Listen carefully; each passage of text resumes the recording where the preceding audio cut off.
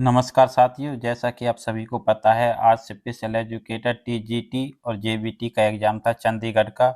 तो ये जो क्वेश्चन पेपर है ये टीजीटी का है। जेबीटी का भी हमारे पास आ जाएगा, उसका भी सॉल्यूशन कराएंगे, लेकिन पहले आप इसका सॉल्यूशन देख लीजिए क्योंकि आने वाले एग्जाम में भी आपसे यही प्रश्न और इसी प्रकार से पूछे जा सकते हैं। तो और मुख्य रूप से मैं आपको बता दूं, ये 3 लैंग्वेज में आया है, हिंदी, इंग्लिश और पंजाबी। 0.25 नेगेटिव मार्किंग है, ये आप सभी को पता ही है। हम चलते हैं सॉल्यूशन पर। पार्ट ए, पहला प्रश्न है, निम्नलिखित में से 4 विकल्प दिए गए हैं जो एक क्रम का अनुसरण करते हैं। आपको एक विकल्प चुनना होगा जो प्रश्न छवि की दर्पण छवि से बिल्कुल मेल खाता हो। आप देख सकते हैं ये ए बी रेखा पर ए बी एक दर्पण है, इस पर ये रखा हुआ है, तो इसका जस्ट उल्टा इसका प्रतिबिंब बनेगा। आप पेज को उलट के भी देख सकते हैं तो आपको सटीक आंसर देखने को मिल जाएगा परछाई में। तो यदि आप इसको उल्टेंगे तो ये एरो ऊपर पहुंच जाएगी और नीचे की तरफ ये इस प्रकार से हो जाएगी। तो किस किस में, इसमें है और इसमें, ये दोनों ऑप्शन पहले से ही कट जाएंगे। अच्छा, फिर ये जो त्रिभुज है ये नीचे की तरफ आ जाएगा और ये इस प्रकार का बनेगा। तो ये दोनों में सेम है तो यहाँ से भी नहीं। अब बात देखते हैं इसको, ये अर्धगोला है, ये यहाँ से ऐसे है तो ये कैसे आ जाएगा फिर नीचे आके ऐसे। तो ये कौन से में है? सी में। इसमें ये सेम है तो ये आंसर क्या आएगा इसका? सी उत्तर आएगा। अगला प्रश्न है, which of the following sets of letters complete the letter series when sequentially placed at the gap? तो आप देख सकते हैं पहले ए, फिर ए के बाद क्या आएगा? बी, ए बी सी, फिर D, A B C D, यहां से एक सेट बन गया ए बी सी डी, फिर डबल ए, फिर डबल बी, तो फिर क्या आएगा? बी, उसके बाद डबल सी, उसके बाद डबल डी, तो एक डी ये है, फिर क्या आएगा? डी, फिर ट्रिपल ए, फिर 3 की सीरीज है यहाँ पर, ट्रिपल ए, फिर ट्रिपल बी, फिर ट्रिपल सी, फिर ट्रिपल डी, पहले सिंगल, फिर डबल, फिर triple, A B C D. तो ये आएगा B B D A C, B B D A C, इसका जो पहला ही ऑप्शन है। अगला प्रश्न है, ये कूट भाषा में दिया हुआ है। Study the following information carefully and answer the given truth. ही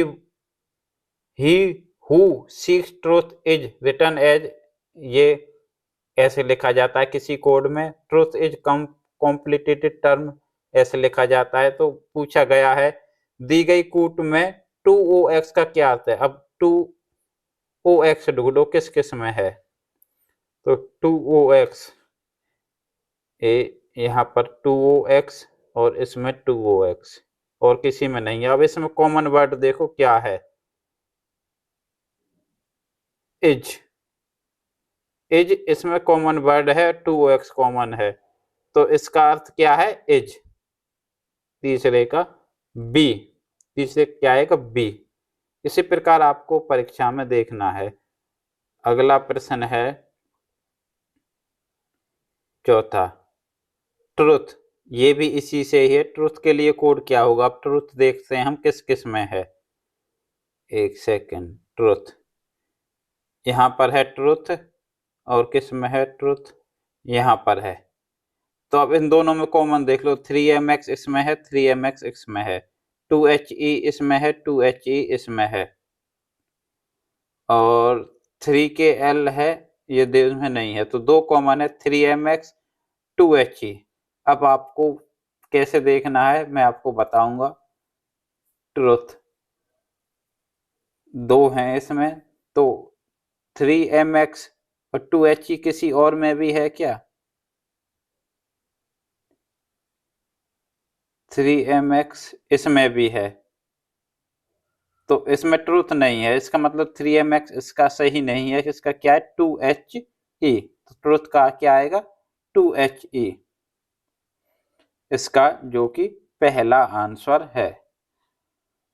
अगला प्रश्न है, निम्नलिखित श्रृंखला को देखें। 8, 6, 9, 23, 87। तो नेक्स्ट क्या आएगी? यदि हम ऑप्शन से भी देखें तो 2 की क्यूब, फिर 2 की क्यूब -2, फिर 3 की स्क्वायर, फिर 4 का क्यूब,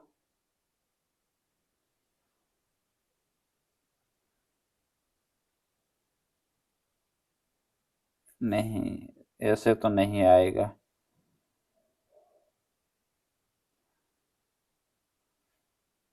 4, 8 - 2, 8 + 1। पता नहीं, इसका समझ नहीं आ रहा, इसका आप देख लेना, कुछ आएगा। यदि मुझे समझ आएगा तो मैं आपको बता दूंगा। ये है फाइंड द मिसिंग नंबर, ये नंबर है यहाँ पर मिसिंग। 4 पंजे 20, 3 दूनी 6। नहीं ऐसे नहीं आ रहा। 0, 2 0 0, ये तो पीछे टोटल दे रखा है। ये ऐसे आएगा, पहला और 2, 4 गुना, सॉरी 4 दूनी 8, इन दोनों को जोड़ दो।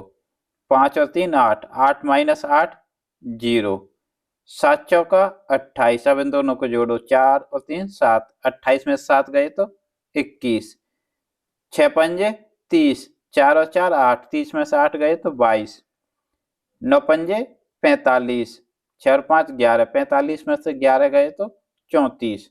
तो इसका आंसर क्या आएगा? 1। अगला प्रश्न है, ये कुछ दे रखे, ए प्लस बी का अर्थ है ए बी का पिता है, ए माइनस बी का अर्थ है बी की पत्नी है। तो इसी जानकारी के आधार पर हमें बताना P plus Q minus R का क्या अर्थ है। पी प्लस क्यू का क्या अर्थ है? ए प्लस बी का अर्थ क्या है? ए बी का पिता, मीन्स जो पी है किसका पिता है? क्यू का। पी क्यू का पिता है। क्यू माइनस आर का क्या अर्थ है? कहाँ है माइनस? यहाँ से देख लेना। ए माइनस बी का अर्थ है ए बी की पत्नी है। क्यू माइनस आर का मतलब क्या है कि क्यू आर की पत्नी है। तो क्यू आर की पत्नी है और पी क्यू का पिता है, तो मीन्स पी जो आर का ससुर है और आर पी का दामाद है। तो पहला ही ऑप्शन इसमें सही है, पी आर का ससुर है। ये पी आर का ससुर है क्योंकि आर क्यू की पत्नी है, क्यू का पिता कौन है? पी, तो ये इसका ससुर हुआ। अगला प्रश्न है, एमएक्स एक्सेल में काउंट फंक्शन का उपयोग खालिस्तान के लिए किया जाता है। तो ये अब कंप्यूटर है, इसको अगली वीडियो में कराएंगे। और यदि आपको वीडियो अच्छी लगी हो तो वीडियो को लाइक करें, हम आपको सही सॉल्यूशन बताएंगे। मैं कंप्यूटर आपको यहाँ भी करा सकता हूँ, लेकिन यहाँ जो पॉसिबिलिटी है वो एक तो वीडियो लंबी हो जाएगी, दूसरी है कि गलत आंसर भी आपको मिल सकते हैं ज़्यादा देखने को। हालांकि हम सटीक आंसर देने की कोशिश करेंगे, लेकिन फिर भी एक आध ऊपर नीचे हो जाता है। तो नेक्स्ट वीडियो में आपको कंप्यूटर कराएंगे, या फिर कंप्यूटर से पहले मैं आपको मैथ कराऊंगा। यहाँ से 16 से अगली वीडियो में आपको मैथ का सॉल्यूशन बहुत अच्छे से बताऊंगा। चैनल पर नए हैं तो चैनल को सब्सक्राइब भी कर लेना।